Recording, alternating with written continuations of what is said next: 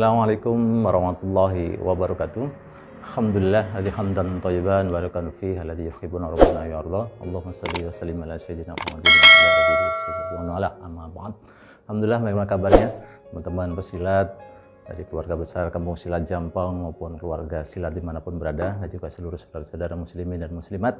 Alhamdulillah, hari ini kita terus menikmati anugerah besar dari Allah Subhanahu wa taala, yaitu puasa bulan Ramadan dan ditambah dengan ibadah-ibadah yang lainnya. Masya Allah. Lalu hari ini kita akan membahas bagaimana agar kita ini bisa menuju menjadi hamba-hamba Allah yang semakin dekat kepada Allah Subhanahu wa taala, agar hati-hati kita semakin bersih menjadi qalbun salim. Apa itu qalbun salim? Yaitu hati yang selamat, hati yang bersih, yang senantiasa dia ingat kepada Allah Subhanahu wa taala, menjauhi dari maksiat-maksiat. Dalam surat Asy-Syu'ara 89 disebutkan, yauma la yanfa'u malu wala banun illa man atallaha biqalbin salim.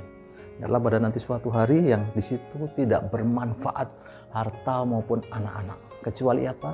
Illa man atallaha biqalbin salim. Kecuali hanya hati yang bersih, hati yang selamat yang ketika menghadap Allah Subhanahu wa taala.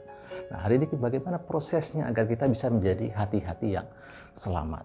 Nah, tentu kita harus membahas dari bagaimana, dari Al-Quran, dari hadis, kemudian pendapat ulama-ulama dan seterusnya. Salah satunya adalah dalam kitab Minhajul Abidin, karangan dari Imam Ghazali. Ketika kita ingin Minhajul Abidin, jalan menuju sebagai orang-orang abidin yang ahli ibadah, semakin dekat kepada Allah Subhanahu wa taala, pintu pertama ketika kita ingin selalu dekat kepada Allah Subhanahu wa taala adalah dengan melakukan taubat kepada Allah Subhanahu wa taala, dan demikian juga menambah ilmu-ilmu agama kita. Karena kalau kita ini gelap terhadap ilmu-ilmu agama, maka kita tidak tahu orientasi dalam kehidupan kita. Padahal jelas orientasi kehidupan kita ini akhirat, yang kemudian kita akan mendapatkan kebaikan juga di dunia. Masuk kita para pesilat-pesilat ini tadi. Maka disebutkan dalam surat Al-Mulk ayat 2, alladzi khalaqal mauta wal hayata liyabluwakum ayyukum ahsanu amala. Sesungguhnya Allah menciptakan kematian dan kehidupan ini sebagai ujian. Siapa di antara kita yang nanti bisa membawa amal yang terbaik.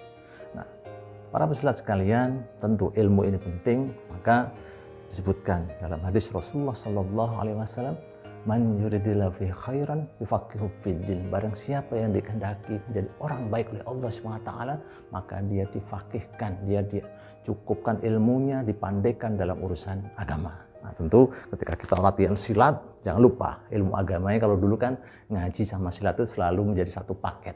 Nah, sekarang jangan cuma latihan silat, tapi kemudian ilmu agamanya juga kita perdalam melalui dengan guru-guru kita. Yang kedua adalah pada kesempatan yang sempit ini, singkat ini, insya Allah kita luangkan, perbanyak taubat kepada Allah Subhanahu wa taala.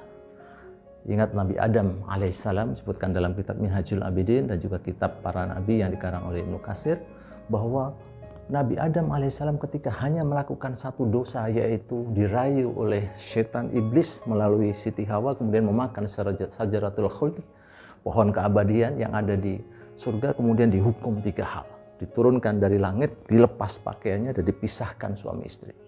Dan Nabi Adam berdoa dengan satu doa, Rabbana zalamna anfusana wa illam taghfir lana wa tarhamna lanakunanna minal khasirin. Ya Allah, aku telah mendolimi diriku sendiri. Ya Allah, kalau Engkau tidak merahmati dan mengampuni aku, sungguh aku menjadi hamba yang merugi. Itu dilakukan oleh Nabi Adam alaihissalam sambil menangis, kemudian air matanya menjadi minuman serangga-serangga dan burung-burung. Masya Allah, bagaimana pertobatan seorang Nabi Adam alaihissalam. Dan kita sebagai pesilat yang banyak dosanya juga harus melakukan pertobatan dengan sungguh-sungguh, agar kita bisa menuju hati-hati yang bersih, qalbun salim. Seperti yang katakan, hati itu terbagi 3 menurut Ibnu Qayyim al-Jauzi dalam Risalatu fi Amratul Qulub, risalah terkait penyakit-penyakit hati. Ada hati yang qalbun salim tadi, yang harus kita cari, kejar terus. Yang kedua, qalbun marid, hati yang sakit, yang sampai kita ini hati sakit.